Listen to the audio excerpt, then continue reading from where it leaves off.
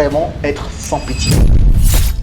Dans cette vidéo, nous allons voir le process de recrutement complet que moi j'utilise personnellement pour recruter à chaque fois de nouvelles personnes dans mon équipe. Si tu es aujourd'hui entrepreneur et que tu souhaites scaler ton activité, je suis sûr que tu en es conscient que recruter, c'est forcément une phase par laquelle tu seras amené à passer parce que tu ne peux malheureusement pas scaler tout seul. Quand tu scales, tu as besoin concrètement de t'entourer d'équipes, de personnes d'accord qui vont pouvoir t'aider dans cette croissance. Et justement, le recrutement, c'est une des phases cruciales pour justement amener de nouvelles personnes dans ton équipe. Et vu que c'est une des phases fondamentales, c'est clairement pas celle à négliger parce qu'un mauvais recrutement va te coûter beaucoup. Non seulement ça te coûtera du temps, ça te coûtera de l'argent, mais ça te coûtera beaucoup d'énergie et surtout, ça te prendra beaucoup de temps finalement de scaler ton activité. Alors c'est surtout quelque chose d'accord qu'il faut vraiment maîtriser faire. Moi j'ai déjà eu des recrutements que j'ai eu à faire par le passé qui m'ont pris beaucoup de temps où j'étais amené à recruter la mauvaise personne et simplement parce que je n'ai pas vraiment pris du sérieux. Je me suis tout simplement surpris en train de faire des entretiens par-ci par-là et ça m'a beaucoup pris de l'énergie alors que lorsque tu mets en place vraiment le process que je vais te montrer dans cette vidéo, d'accord, c'est quelque chose qui va te prendre moins de temps, d'accord, et d'ailleurs qui te permettra d'avoir les bonnes personnes en même temps. Sans plus tarder, nous allons aller dans le vif du sujet. Alors personnellement, un recrutement, je le prends toujours comme un lancement marketing. Je ne vais pas prendre mon recrutement juste comme quelque chose en fait où je veux faire des entretiens avec des personnes qui ont un certain talent. Moi, mes recrutements, je les pense vraiment comme un vrai lancement. C'est quelque chose que j'organise beaucoup, d'accord? Et c'est également quelque chose vraiment que je processise. Parce que chaque fois que je veux faire personnellement un lancement, que ce soit pour moi ou pour les clients de mon agence de marketing, je prends le temps, d'accord, de processer toutes les étapes, de mettre en place ce qu'on appelle un tunnel de vente. Et c'est forcément par ce tunnel de vente que nous allons faire passer tous les prospects justement qui vont passer d'une étape A à une étape B, en gros de l'étape d'awareness jusqu'à devenir client chez nous. Donc je mets en place également pour un recrutement ce qu'on appelle un tunnel de vente. Un tunnel de vente qui est en 6 phases que je vais te montrer directement sur mon écran. La première phase de mon tunnel de vente, c'est le trafic, d'accord? Parce que lorsque tu fais un lancement, lorsque tu fais un lancement marketing, tu as forcément besoin de trafic, que ce soit de la publicité, que ce soit du trafic qui va venir de ta liste email, que ce soit du trafic qui va venir justement des partenaires que tu aurais. Dans tous les cas, tu as besoin de trafic, d'accord? Donc c'est la première phase de la campagne de recrutement. La deuxième phase, d'accord, c'est tout simplement le tunnel. D'accord, c'est vraiment les différentes pages de mon tunnel. Donc la première étape chez nous, quand tu fais du moins un lancement, la première page c'est tout simplement souvent une page de capture, etc.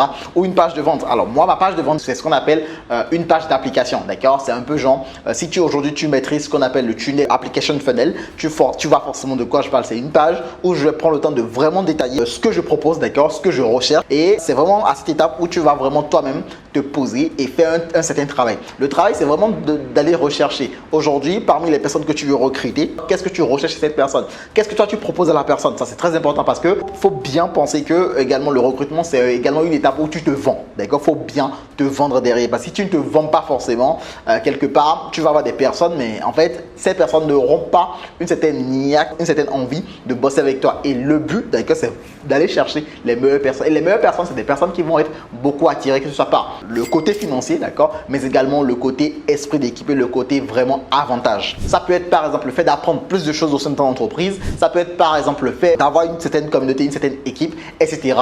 etc.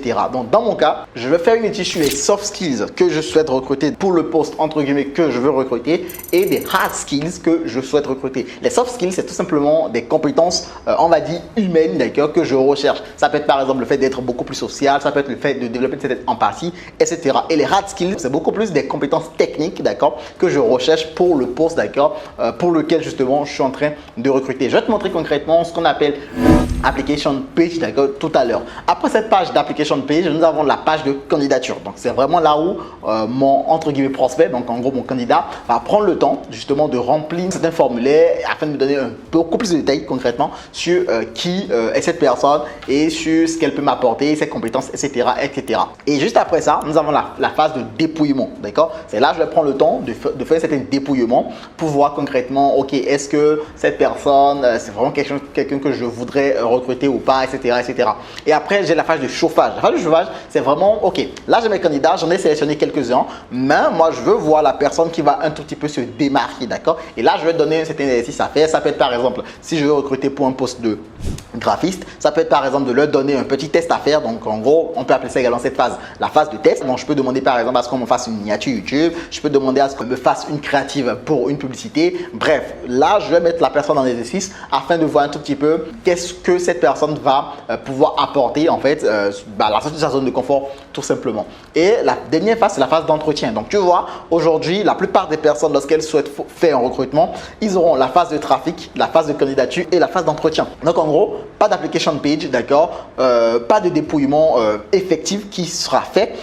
Pas de phase de, on va dire, de chauffage qui sera fait. Et en fait, le problème, lorsque toutes ces étapes sont tout simplement brûlées, le problème, c'est que tu te retrouves à faire des recrutements qui te prennent beaucoup d'énergie et qui ne servent littéralement souvent à rien.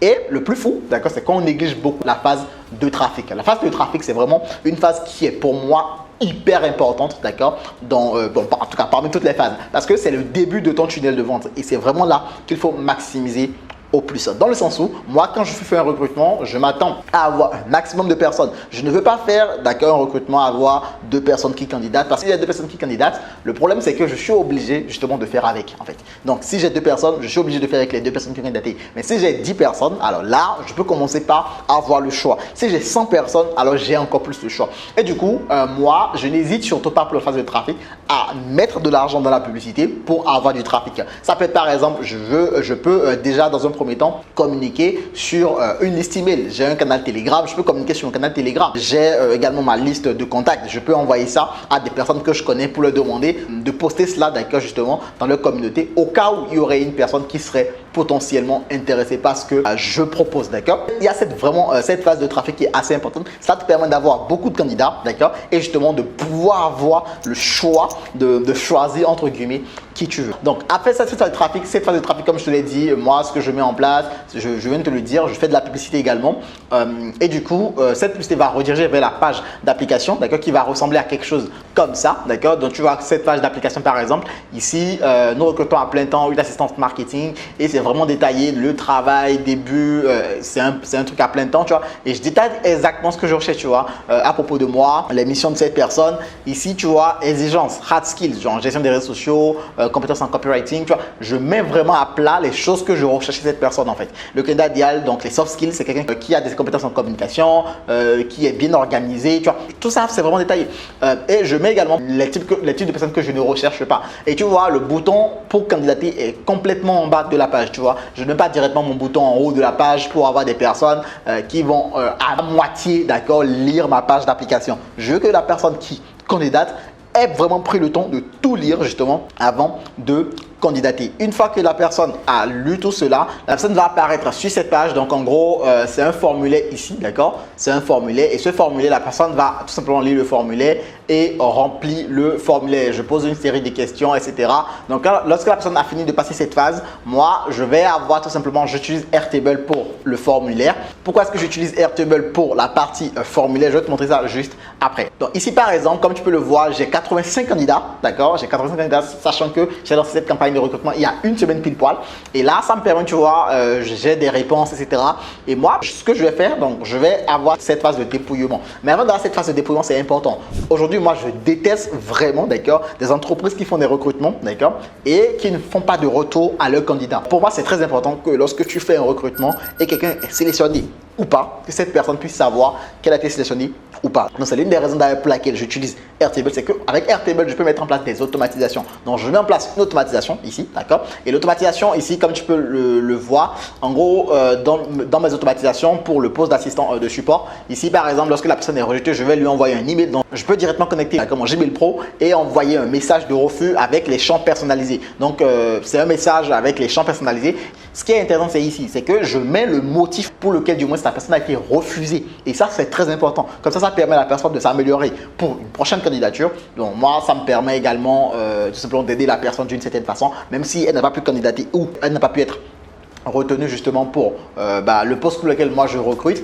Ça lui permet en quelque sorte quand même, lorsqu'elle va postuler pour quelque chose de similaire, de pouvoir en tout cas avoir un peu plus de corde à son arc pour pouvoir vraiment s'améliorer dans le processus de candidature, d'accord? Lorsque la personne est sélectionnée, donc j'envoie également un autre mail. Donc en gros, tu vois, j'ai vraiment cette phase-là. Et le problème, c'est que déjà, je vais refuser certaines personnes. Je vais accepter certaines personnes. Et les personnes que je vais accepter vont avoir une phase 1 d'acceptation. Et du coup, vont devoir faire une autre phase 2, d'accord? Et cette phase 2, je leur demande tout simplement, comme je t'ai dit, si c'est par exemple un graphiste, je vais lui demander de faire une miniature. Si c'est par exemple un funnel builder, je vais lui demander de faire un funnel. Si en gros, je demande un truc, d'accord? Et la personne va le faire et me l'envoyer. Alors, je ne vais pas forcément demander à ce que la personne m'envoie le share link, par exemple, si c'est un funnel. Je vais demander juste que la personne m'envoie ce qu'elle a fait, tout simplement, et je regarde, d'accord? Bien évidemment, quand je regarde, je fais également attention à ce que la personne a dit dans son formulaire de candidature.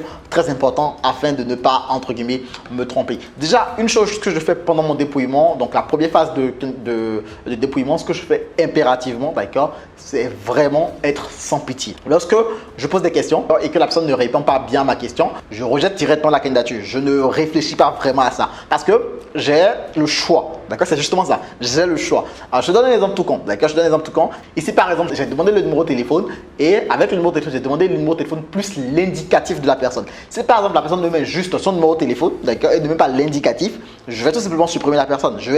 Quand je dis supprimer, je vais tout simplement rejeter la candidature de la personne. Pourquoi? Parce que quelqu'un qui ne sait déjà pas répondre aux questions, c'est clairement pas le genre de personne que j'ai envie d'avoir dans mon entreprise, dans mon équipe. Parce que moi, je veux des personnes qui savent répondre aux questions et des personnes qui font vraiment l'effort justement de faire attention à ce qu'on leur demande de faire. Là, j'ai demandé le numéro de téléphone plus indicatif. Il y a des personnes qui ont donné le numéro de téléphone plus indicatif. Il y a d'autres personnes qui n'ont même pas donné le numéro de téléphone plus indicatif, qui ont juste mis le numéro. Et moi, c'est pas forcément des personnes qui m'intéressent ça. Je veux des personnes qui peuvent répondre vraiment à des questions. Et du coup, par exemple, pour ces personnes qui n'ont pas répondu avec le numéro de téléphone, je vais les supprimer. Donc, ça, c'est déjà autre chose. Je recrute pour un poste en présentiel. Je ne veux pas recruter pour du télétravail. Donc, ça, c'est aujourd'hui un choix que j'ai fait d'avoir que des personnes en présentiel.